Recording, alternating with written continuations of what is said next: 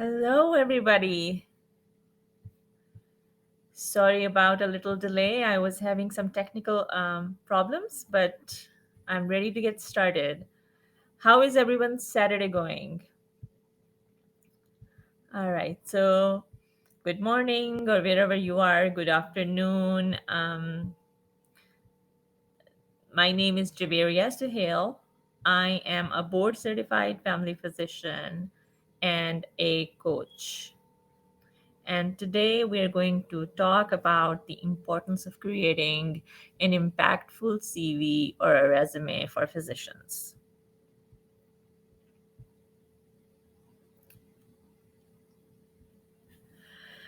So there are quite a few of you in the room today. So obviously there is a lot of interest in physicians to solidify their personal branding in the form of a CV or a resume.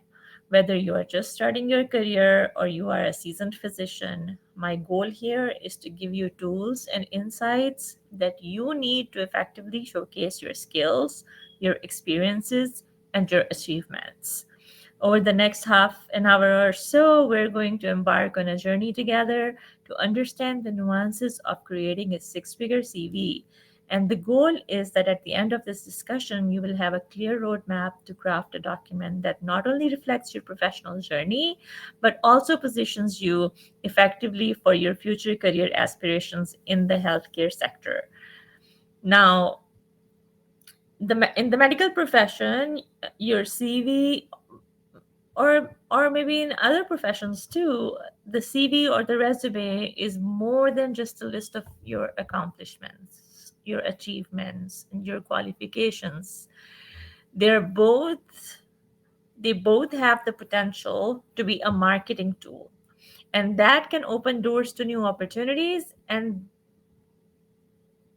you will be able to communicate not just where you have been and what you have accomplished, but also where you are going and what your future role may look like. And I'm going to tell you one thing, that the market is competitive and it's dynamic. In the healthcare sector, especially as physicians, we see a lot of competition these days. So having a CV or resume that really stands out is the key. Now, a CV or resume, um, we all know that it's sometimes the first impression you make on your colleagues or your potential employers or your fellowship directors. They are looking for more than just qualifications. They're seeking indications of your character, your work ethic, and how you might fit into their team or program. So let's talk about the CV and resume, and let's talk about what healthcare employers may be looking for. In order for us to talk about a CV and a resume, I want to start with the difference between a CV and a resume. A CV and a resume are often terms that are used interchangeably, but they are not the same. They're very distinct, different documents. They're both job application tools, but the end goal is different in both cases. They both serve different purposes and they're used in different contexts. And in order to understand the difference, let's first look at the meaning of the word curriculum vitae, right? The meaning of the word curriculum vitae or CV is the story of life. The CV lists every single job that you've held, all the accomplishments you've ever achieved, everything. All of your education, your honors, your certifications, everything is listed in the form of a list on the CV.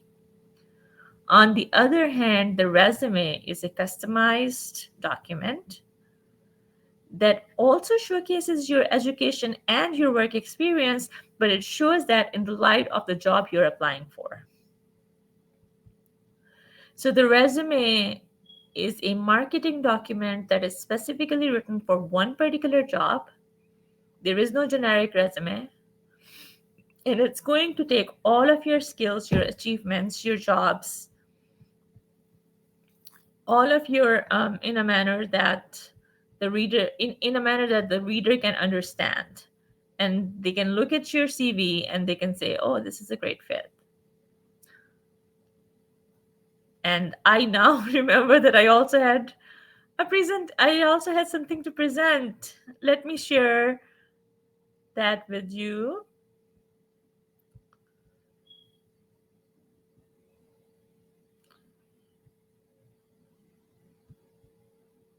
All right.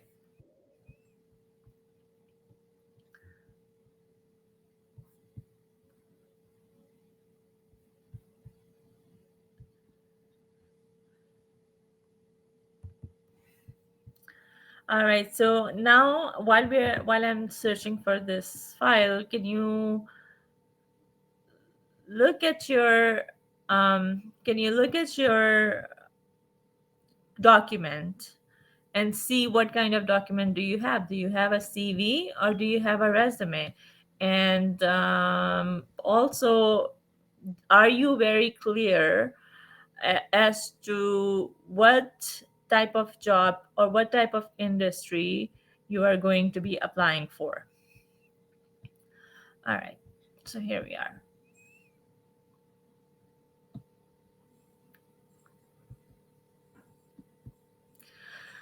A little bit about me. My name is Jawaria Suhail. I'm a family physician. I'm a life, career, and business coach. Please send your questions at admin@thenonclinicalmd.com. My website is www.thenonclinicalmd.com.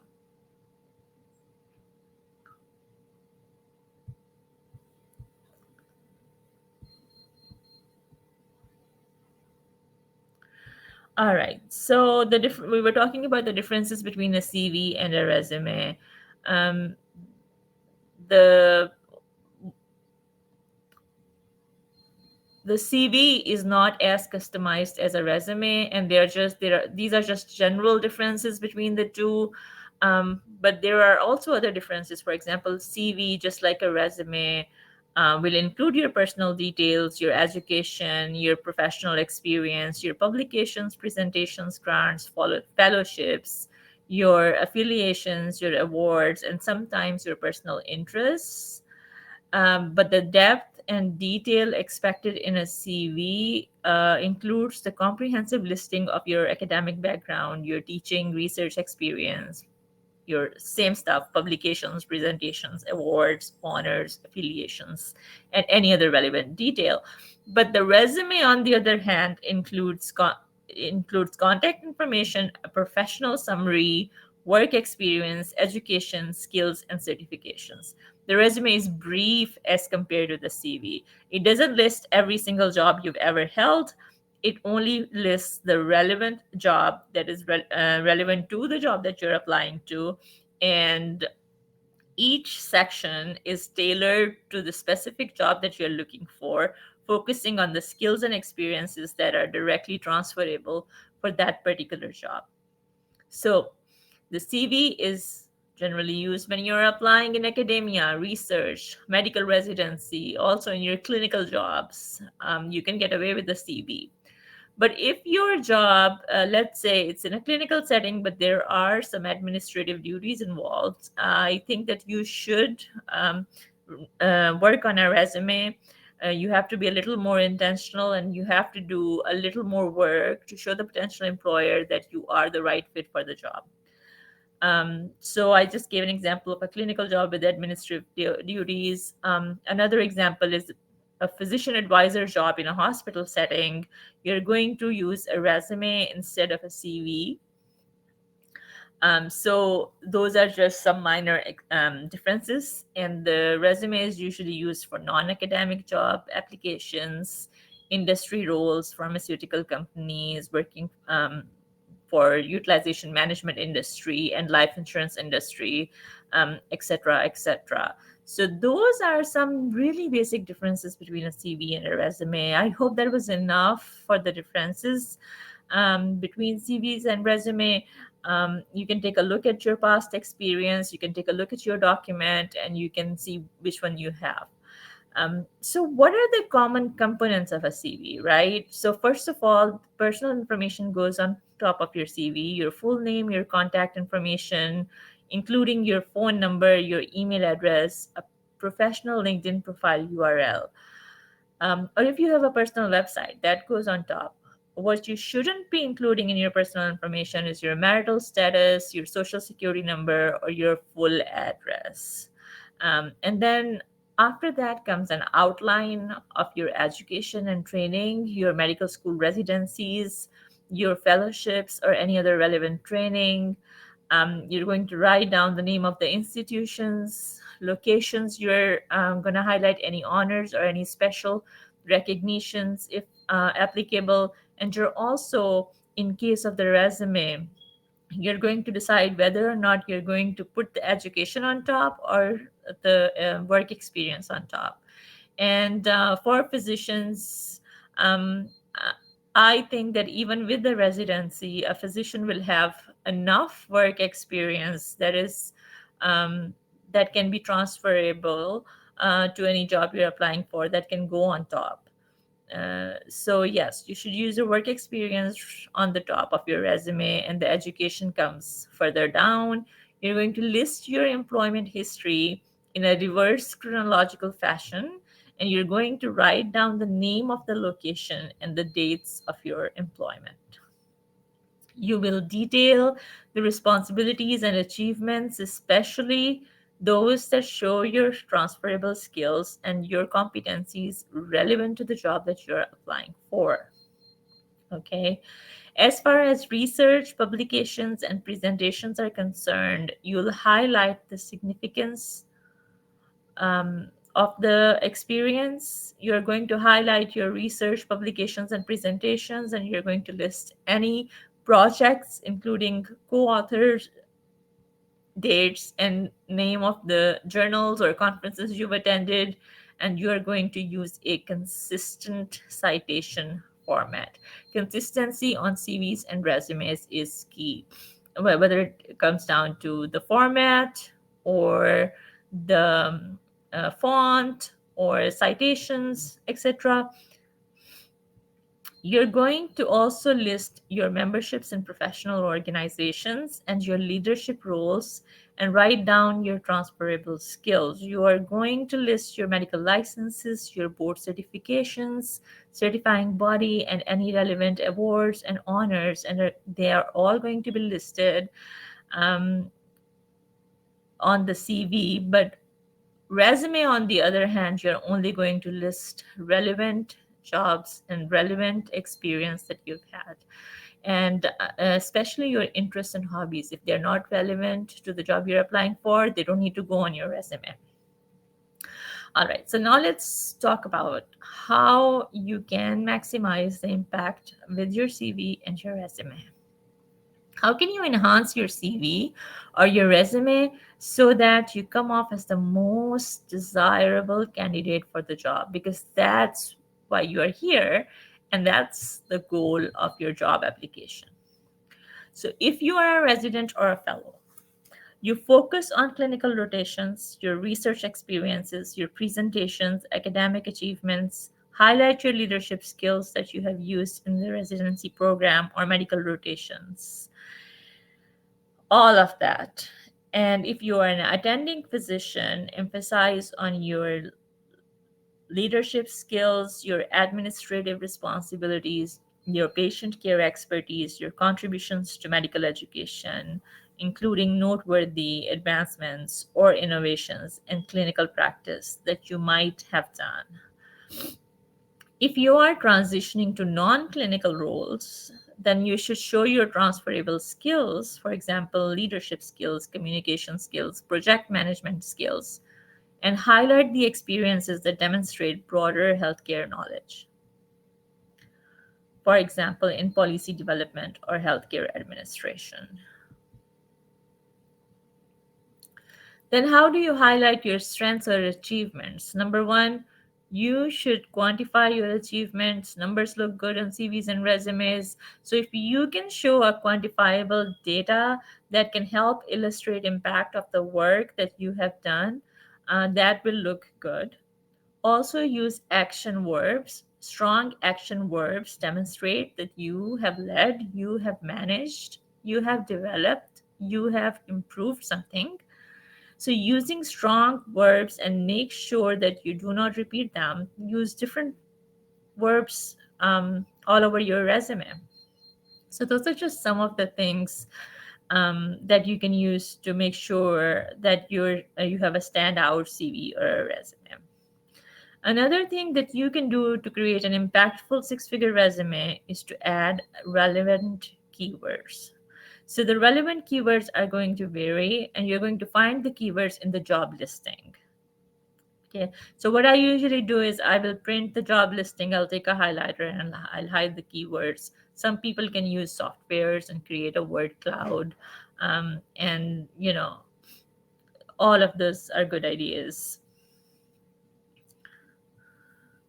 I can also find a lot of keywords on the company's website. Sometimes, if I am looking for keywords for, let's say, an associate medical director position, and I can't find any, then I will look at a one level higher position, for example, a senior medical director or a medical director, and that's where I come up with the keywords. So keywords are going to be sprinkled all over your resume, and the 90%, more than 90%, 99% employers use application tracking system these days to help simplify the process of recruitment. And keywords are like just one of the factors that you have to customize to make sure that your resume goes through the application tracking system and ends up in the hands of a human recruiter. That's what the goal is, right? um, if your resume is not keyword rich or is not optimized for that application tracking system, then it's going to get screened out. It will never make it to the hands of a recruiter, um, or a hiring manager. So that's how important it is. Another reason you need to have a standout CV and a resume is because our attention span is only 6 seconds. So it will take a physician, sorry, a hiring manager or um, a hiring manager or a um, recruiter is going to look at it for 6 seconds before they decide that they are going to keep reading or not, right? So you want to have an impactful CV and a resume. You want to have you want to capture attention. You want it to be aesthetically pleasing. You want it to create interest in the reader so that they can keep on reading it. So that's why I emphasize on the need of an impactful CV or a resume. All right, so that was a lot of information, but I know that so you guys are all interested in wanting to know about, CVs and resumes. So let's keep going. Another difference between a CV and a resume is the length of the document. CVs can be as long as whatever, 20 page, 30 page, 40 page. One of my clients had a 56-page CV. So CVs can be as long as possible, and resumes are usually brief. 1 to 2 page is a general idea, but if you have content to put on your resume, it can be 3 or 4 pages too. So there is no hard and fast rule. As long as you have enough transferable skills and enough transferable content to put on your resume can be 3 to 4 pages long. It is still going to be much shorter than a CV. So keep in mind when you're writing your resume, you're going to keep it brief. You're going to keep it concise. If you can say something in 2 or 3 words, you don't have to write long sentences. Um, that's kind of important when it comes to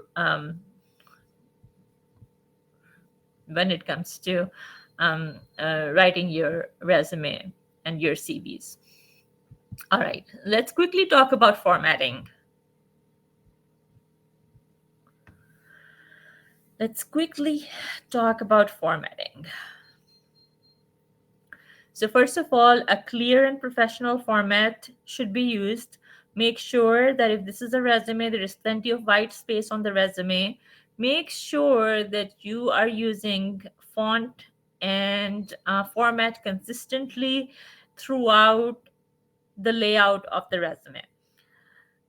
You can use bullet points, or some people use paragraphs. I always use bullet points. I personally think that bullet points have an aesthetic look to them, and they also keep um, they also keep everything organized, and provide they give the resume a very neat look.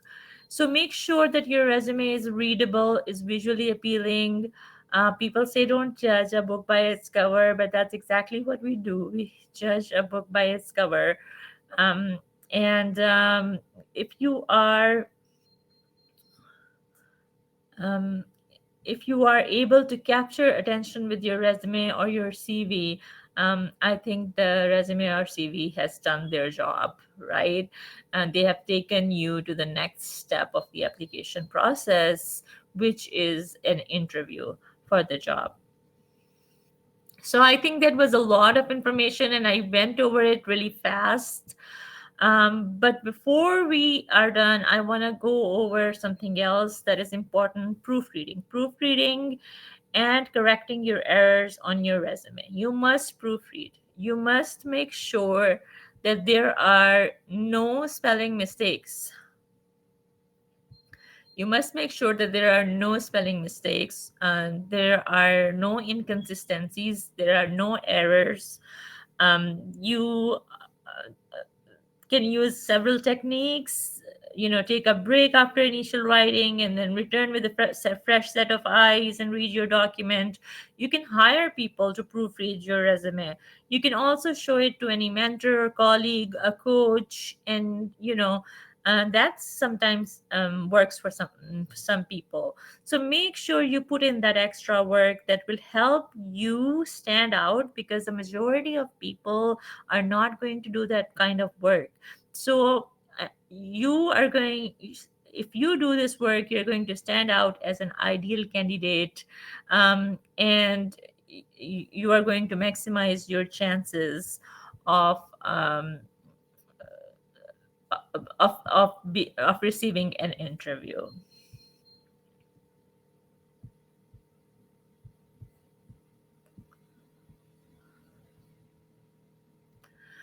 I know that was a lot of information. If you have any questions or you want to know how to work with me, send me an email to admin at thenonclinicalmd.com. My website is www.thenonclinicalmd.com. Send me your questions. I have a podcast, and I would like to use your questions to educate other people as well. So do reach out to me. I love hearing from physicians. And That's it for now, but I do want to touch at one last thing before we end the session, and that is the chat gpt, right? The $1 million question: how can chat gpt help write resumes? So chat gpt can help you do a lot of research. It can rewrite stuff, it can do keyword research, it can help you organize the entire process of your resume or CV writing. But whatever you do, please do not write your resume solely with ChatGPT. Make sure that you edit it, make sure that you proofread it, and you customize it for every job that you're applying for. Again, my name is Jawaria Suhail. It was a pleasure presenting today. This is an amazing event that has been organized by Healthy Careers, and thank you for the opportunity.